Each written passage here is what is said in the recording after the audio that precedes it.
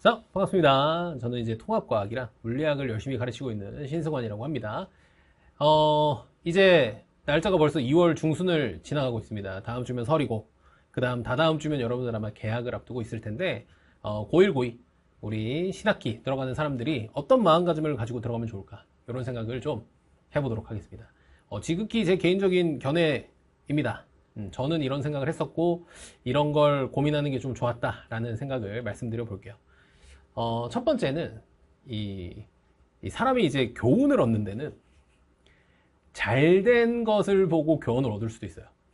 그런데 잘못된 것을 통해서 교훈을 얻는 게 훨씬 강력합니다. 그런 의미에서 저는 고등학교 1학년을 들어갈 때 신승환은 진짜 별로였던 것 같아. 왜 그러냐면 중3에서 고1 넘어갈 때 저는 이런 말씀 드리면 믿으실지 모르겠는데 정말 단 하루도 공부를 안 했습니다. 그러니까 중3에서 고1 넘어갈 때 너무 그냥 신나게 놀았고, 사실 중학교 때 공부를 잘 했던 편이라서 당연히 고등학교 때도 그게 이어질 줄 알았어, 관성처럼. 그래서 정말 누구보다 신나게 놀았고, 그래서 그때 놀았던 기억을 아직도 갖고 있습니다. 너무 재밌게 놀았어요. 그러니까 공부를 거의 하지 않았다. 그랬더니 이제 고등학교 1학년 가서 많은 것들이 이제 무너지기 시작했고 변하기 시작합니다. 그래서 제가 느꼈던 것 중에 하나는 뭐였냐면, 이 공부라는 것이 습관이 너무 중요하다. 그래서 저는 고등학교 1학년 학생들에게는 뭐 일단 내신 너무 중요하죠. 당연히 중요합니다. 내신으로 학교 가는 게 제일 쉽거든요. 그래서 뭐 여러분들 학기도 이제 뭐 10%가 1등급이잖아. 그래서 최대한 그 선을 지키시면서 공부를 하시는 게 당연히 중요하고요. 그럼에도 불구하고 3년의 장기적인 플랜에서 봤을 때는 고1 때는 습관을 형성하는 게 가장 중요한 시기가 아닌가 싶습니다. 제가 공부를 어떻게 해라, 뭐 물리는 공부 어떻게 해라, 뭐 통합과학은 어떻게 공부해라, 뭐 내가 수학은 뭐 몰라요. 수학 선생님이 아니라서.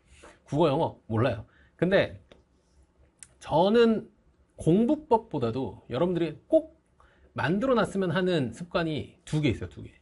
그 중에 첫 번째가 고1, 고2 공통인데, 그 중에 첫 번째가 초시계예요. 초시계. 초시계를 좀 사셨으면 좋겠다. 왜 그러냐면 초시계를 통해서 뭘 하냐면 여러분들의 공부 이 과정을 아셔야 돼요. 그러니까 질문 하나 던져볼까요? 여러분들 국어 비문학 지문 하나 푸는데 몇 분 걸립니까? 이 분단위 초단위를 알고 계시나? 혹은 수학 문제 중상 난이도라고 가정했을 때 여러분들 10문제 푸는데 몇 분 정도 걸려요? 이런 것들을 잘 몰라요. 대충 어림잡아서 얼마 정도 걸릴 것 같습니다. 저 정도 걸릴 것 같습니다. 그건 중요하지 않아요. 그걸 뭘 하셔야 되냐? 재야죠. 측정하셔야죠. 통합과학 때 어림과 측정 배우잖아. 측정하셔야 된다. 그래서 여러분들이 이 데이터를 1학년 때부터 좀 쌓아 놓으셔야 돼. 그래야지 내가 이 공부를 하는데 이 정도는 얼마나 시간이 걸리는구나, 이 정도의 시간을 주면 나는 되게 밀도감 있게 학습을 하는구나, 이런 것들이 여러 번의 시행착오를 겪어서 쌓여야 됩니다. 이걸 고3 때 하려면 늦어요. 그래서 고1 때는 초시계를 들고 다니면서, 고2도 마찬가지야. 내가 어느 공부를 한다 치면 그 해당 파트만큼 공부하는데 얼마가 걸리는지를 대략적인 가이드라인은 알고 있어야 됩니다.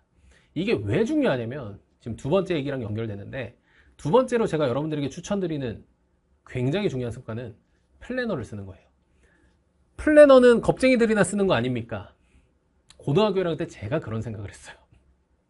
그래서 플래너는 공부 못하는 겁쟁이들이 쓰는 거다, 이런 이상한 알량한 착각에 빠져서 제가 플래너를 안 쓰고 막 살았어요. 그랬더니 여러분들이 지금은 잘 못 느낄 수 있는데, 특히나 고1, 고2 올라가시면 여러분들의 자습 시간이 기하급수적으로 늘어나요. 고등학교 1학년 때는 사실 하루에 뭐 4시간 정도만 자습을 해도 충분히 잘한다고 보는 거거든요. 고2 정도 되면 한 7시간 하시면 아마 학교에서 최상위권일 겁니다. 근데 고3이 되시면 사실상 거의 11시간에서 12시간을 자습을 하게 돼 있어요. 근데 여러분들에게 갑자기 이렇게 많은 양의 팽창된 시간이 주어졌을 때 얘네들을 관리하고 컨트롤하는 게 생각보다 어렵습니다. 이게 태생적으로 잘하는 애들이 있지만 대부분 어려워해요. 그래서 여러분들이 이걸 어떻게 해봐야 되냐면 작은 시간부터 관리를 해봐야 돼. 그러니까 여러분들 고1 때는 한 4시간 공부한다 쳐. 그럼 그 4시간을 여러분들이 관리를 해봐야 돼. 근데 이 플래너를 쓸 때 가장 중요한 게 뭐냐? 절대로 시간 단위로 쓰는 게 아니에요. 학습량 단위로 쓰셔야 됩니다. 그러려면 뭘 아셔야 되냐? 너가 학습량 하는데 얼만큼의 시간이 걸리는지를 아셔야 돼요. 그래서 초시계로 그걸 재셔야 되고, 그래서 플래너를 써보셔야 돼요. 그래서 학습량 단위로 자기의 플래너를 쓸 수 있게 되는 날이 오면 여러분들이 미래에 주어지는 시간이 팽창되더라도 아마 잘 관리하실 수 있을 거라고 생각합니다. 그래서 고등학교 1학년 때 제가 못한 거 중에 하나가 뭐냐? 그런 짓을 안 했다는 거예요. 초시계도 안 사, 플래너도 없어, 그냥 아무 생각 없이 학교를 다녔던 것 같아요. 됐지? 근데 제가 잘했던 게 하나 있어요. 잘했던 거. 내가 지금 생각해도 이건 좀 잘한 것 같다. 그게 뭐냐면 대학을 가는 방법을 알게 된 거예요. 그러니까 막연하게 공부를 열심히 해서 좋은 성적을 받고 좋은 성적으로 좋은 대학을 간다. 이건 명제와 동기가 저한테 너무 약했어요. 그래서 뭐 뜬구름 잡는 얘기처럼 느껴졌거든. 그래서 전 뭘 하기 시작했냐. 제가 너무나도 가고 싶은 학교에 플러스 마이너스 3개까지. 그래서 총 6개 정도의 학교에 입학 전형을 전부 다 살펴봤어요. 물론 여러분들 요즘은 너무 그런 것들을 잘 떠먹여 주기도 하고 그리고 정리도 잘 돼 있고 해서 여러분들이 시간 투자를 많이 안 하셔도 되는데요. 근데 이건 있어요. 내가 그 학교를 가기 위해서 이런 방법이 있고 이런 걸 해야만 한다는 걸 아는 거랑 모르는 거는 천지 차이라고 생각해요. 예를 들면 이런 거 있잖아. 내가 뭐 어떤 특정 학교를 가고 싶어? 논술을 보고 싶어. 근데 최저가 있는지 없는지 아세요? 그걸 알고 있는 게 되게 중요해요. 3년 뒤에 바뀌지 않을까요? 여러분들 크게 보면, 거시적으로 보면 그렇게 특정 학교의 입학 전형은 크게 바뀌지 않습니다. 그래서 여러분들이 고1 때부터 그걸 얼추 알고 있고 그리고 팔로잉 하고 있는 건 느낌이 좀 달라요. 그리고 목표에 대한 이 고양심도 더 생기고 그래서 꼭 알아주시면 좋겠고 그래서 저는 이 고등학교 2학년 때부터 플래너를 썼잖아요.